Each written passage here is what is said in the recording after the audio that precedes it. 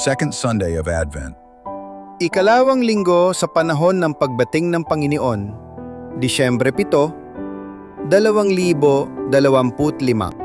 Ang pagbasa mula sa aklat ni Propeta Isaías.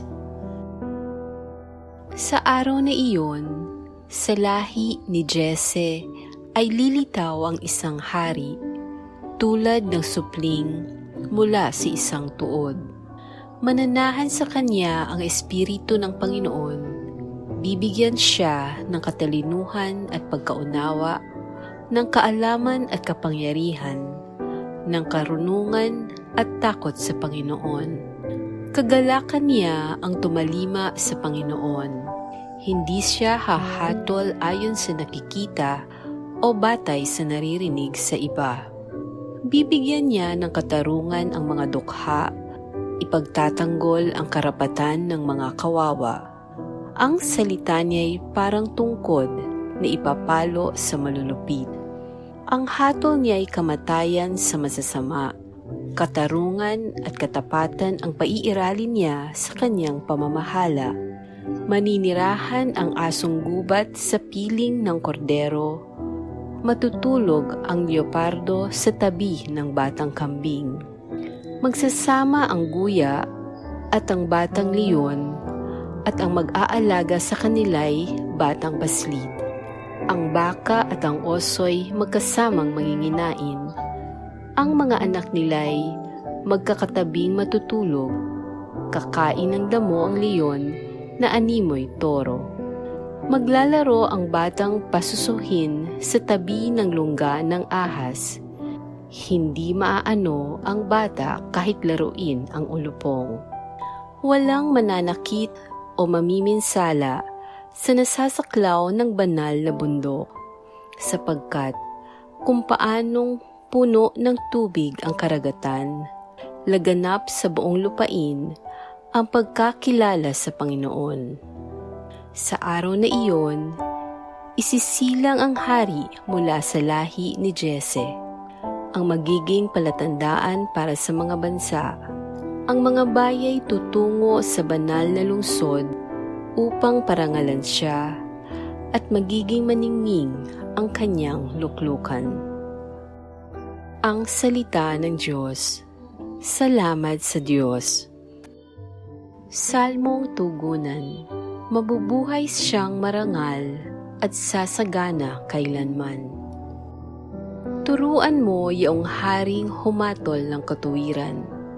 Sa taglay mong katarungan, O Diyos, siya'y bahaginan. Upang siya'y maging tapat, mamahala sa iyong bayan. At pati sa mahihirap, maging tapat siyang tunay. Mabubuhay siyang marangal at sasagana kailanman.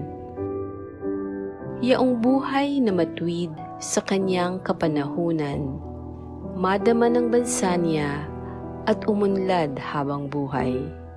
Yaong kanyang kaharian ay palawak ng palawak, mula sa ilog Euphrates sa daigdig ay kakalat. Mabubuhay siyang marangal at sasagana kailanman. Kanya namang ililigtas ang sinumang tumatawag, lalo yoong nalimot ng mga taong mahihirap. Sa ganitong mga tao'y siya'y lubhang nahahabag.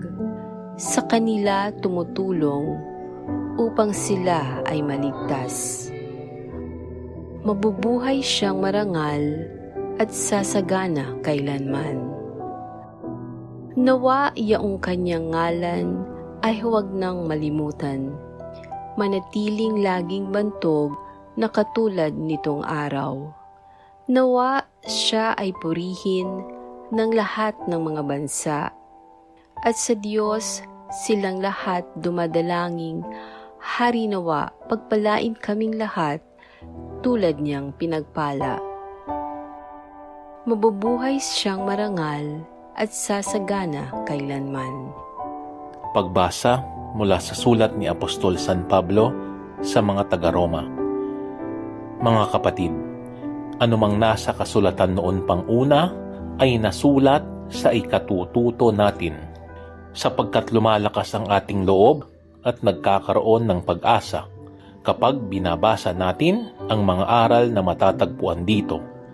Loobin nawa ng Diyos na nagpapatatag at nagpapalakas ng loob na mamuhay kayong may pagkakaisa kay Kristo Jesus.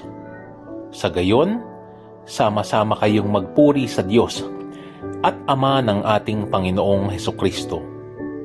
Kung paanong kayo'y malugod na tinanggap ni Kristo, gayon din ang gawin ninyo sa isa't isa upang maparangalan ninyo ang Diyos. Sinasabi ko sa inyo, si Kristo'y naging lingkod ng mga Hudyo upang ipakilala na tapat ang Diyos at tinutupad ang mga pangako niya sa mga patriarka at ang mga hentil na may magpuri sa Diyos dahil sa kanyang habang. Ayon sa sinasabi ng kasulatan, kaya't pinupuri kita sa harapan ng mga hentil at aawitan ko ang iyong pangalan. Ang salita ng Diyos. Alleluia, Alleluia. Daan ng poong nariyan na, tuwirit ihanda sa Kanya. Pagtubos niya'y makikita. Alleluia, Alleluia. Ang mabuting balita ng Panginoon ayon kay San Mateo. Noong panahong iyon, si Juan Bautista ay dumating sa ilang ng Hudiya at nagsimulang mangaral. Sinabi niya, pagsisihan ninyo talikdan ang inyong mga kasalanan, sapagkat malapit nang maghari ang Diyos.